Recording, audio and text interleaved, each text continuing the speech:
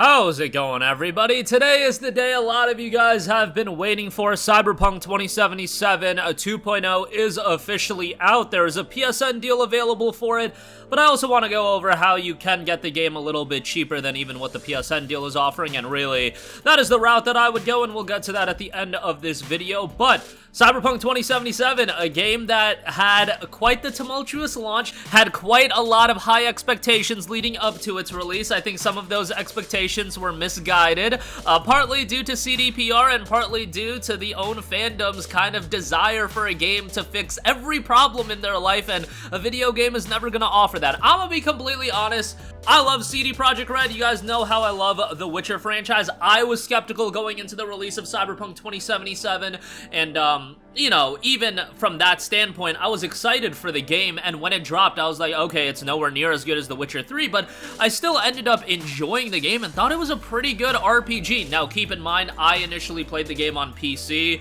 A lot of you guys probably played it on PS4 or Xbox One, and that version was an absolute disaster. Like, that version, I can understand why people hated it so much. However, on PC, I thought it was an okay game. Is it a game that I would recommend you to spend $60 on? No, but I thought it was a okay RPG, and now with all of these updates, and especially with Update 2.0 and the impending release of Phantom Liberty, especially the reception that Phantom Liberty has had, it seems like this is going to be worthwhile for a lot of you guys to check out.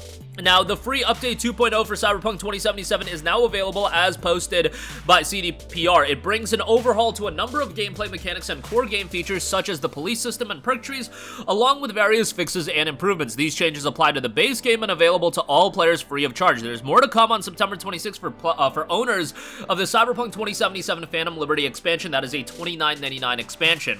Now, a lot of you guys already have existing saves for Cyberpunk 2077. CDPR does outline you can continue playing from existing saves, but in order to have the best experience of the extensive changes we made, we recommend starting a new playthrough. Come September 26th, the owners of Phantom Liberty will also have the option to jump straight into the story of the expansion by starting a new game with a new character that is already adequately leveled up. I imagine most of you guys are going to want to do a completely fresh new playthrough, but if you're going to pick up Phantom Liberty, you don't have a save, and you just want to jump right into it with a character that CDPR deems fit for the expansion, you do have that option as well. So to go over all of the fixes and changes and new features that have been introduced in Update 2.0, I'll go over some of them, and then we'll talk about price points and getting the game cheap.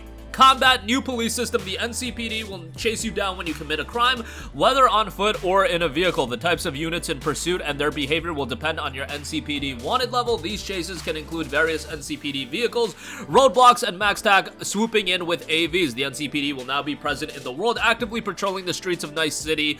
Officers working at crime scenes will also now engage in pursuits. You can now hear NCPD radio chatter through the radio, and it is possible to quick hack NCPD officers. For vehicle combat, added the option to engage in combat while driving vehicle from either first person or third person perspective. While driving, you can also use pistols, submachine guns, and health items.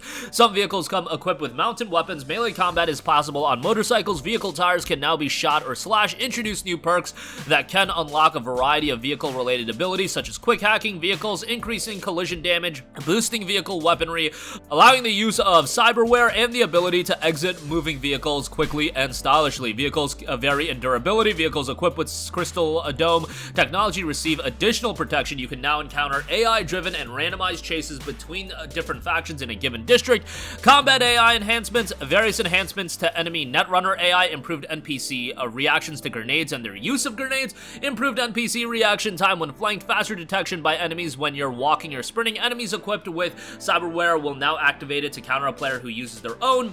Enemies that don't hear a silenced weapon but do notice the bullet impact will now properly investigate the source of the gunshot. How about that? Some attention to detail, always nice. Made improvements for scenarios where a group of NPCs can join another group in combat against you. Net running changes, added perks to expand net running capabilities. For example, a new overclock mod allows you to upload quick hacks by consuming health. If you have insufficient RAM, you can also acquire the ability to queue multiple quick hacks on a single enemy. Rebalance RAM costs, rebalance damage and upload time, change the effects of some quick hacks, remove the option to use breach protocol on enemies, Health items and grenades now have a limited number of charges that recharge over time after being used. Stamina is no longer drained outside of combat for actions like sprinting, sliding, and jumping. Stamina is drained when firing ranged weapons or attacking with melee weapons. Stamina cost varies by weapon. Improve the aim assist features. Rebalance the base game's main boss fights. Introduce armor penetration for the base game's main bosses. Remove the one-hit kill protection from civilians. And obviously, some of the major changes include the perks and skills section. A complete perk tree overhaul. These trees now contain fewer perks but impact gameplay in a more meaningful way. Progressing in given perk tree will allow you to unlock special abilities such as Overclock mod for netrunners, bolt shots for tech weapons, the Adrenaline Rush ability for body focus, character builds, and so on. Because we introduce extensive changes to the perk system, your spent perk points on existing playthroughs have been refunded. You can also choose to reset your attributes once. Feel free to redistribute these perks and attribute points to suit your preferred playstyle before you continue playing. So they are going to let you respec your character, so if you're continuing a playthrough, use that wisely. We merged the previous skills into 5 new ones: Headhunter, Netrunner, Shinobi, Solo Engineer. These are not restricted by their corresponding attributes level. On existing playthroughs, your progression on old skills has been transferred to their new counterparts. Skills unlock new passive buffs every 5 levels and can be leveled up to a max of 60. Remove the option to reset all perks at once. Instead, it is now possible to refund each perk individually for free and introduce new kinds of progression shards, attribute shards, carrying capacity shards, and cyberware capacity shards.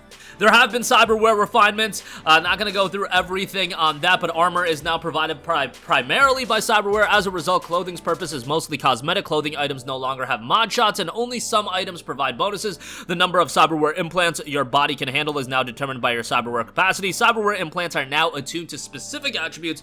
The higher the attribute, the stronger the stat bonus. You can now upgrade cyberware on the Ripper Dock screen. Some cyberware slots can be unlocked by acquiring specific perks. Added multiple new kinds of cyberware, and visiting Ripper Docks is now more immersive. When getting cyberware installed, you sit on an operating chair and experience different animations depending on the type of implant. And added a side quest introducing the new cyberware system for players who load an older save on the 2.0 update.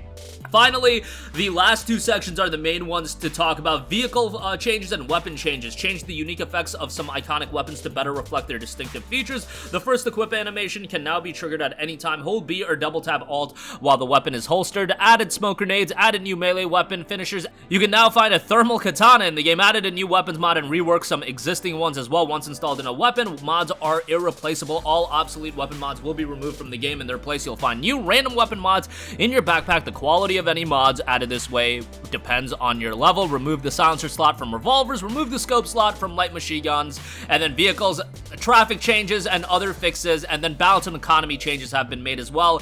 I'll leave a link in the description box below where you can check out everything, but it is an absurd amount of changes and updates to the game, really refining the gameplay aspects and a lot of the immersion aspects as well when it comes to the game. Now, finally, for those of you that don't have the game, it is on sale on the PlayStation Store, 40% off for $29.99. That sale will last for 2 weeks until October the 5th, so you have a lot of time to pick it up. $30, I think, is an okay price. Do bear in mind, Phantom Liberty is $30 as well, so you'll be spending a total of $60 for the complete experience. At some point, I'm sure CDPR will release a complete edition, and you can get that for $50, but I wouldn't expect that until, like, fall of 2024, to be perfectly honest. And then lastly, I do also want to note, Amazon has still got the game for $19.88. It does have Amazon Prime, so you'll get free delivery on that, depending on where you're located. Obviously, the delivery time is going to vary, but it should be there by the time Phantom Liberty comes out, so you can enjoy that as well. But that'll do it for me. Again, Update 2.0 finally out. So many changes, so many updates for a game that I already thought was okay and kind of got a bad rap just because of the crazy expectations, but now I think the narrative has been completely shifted. I know there's a lot of arguments going around. Is this the greatest video game comeback of all time? You got the No Man's Skies and you got the Final Fantasy 14s of the world. Look, FF14, in my opinion, is in a different ball game compared to anything we've ever seen in terms of video game comeback, where it's legitimately, you know, a real moneymaker and a draw for Square Enix and one of their biggest success stories ever. And given where it was at, I feel like Cyberpunk quite isn't at that level, but it is pretty damn impressive what CDPR has been able to manage to do with this game. But that'll do it for me. Let me know all of your thoughts in the comment section down below. As always, sound off there. Thank you for watching, and goodbye. Hey guys, we hope you enjoyed the video, and if you did, make sure to hit the subscribe button, and if you're already subscribed, do us a favor and hit the bell icon. This way you'll be notified whenever we post a new video. That's the best way to keep up with all of our uploads, and we usually try to upload 2 videos a day. And with the bell icon hit, you'll be notified whenever we do upload a video. As always, thanks for watching.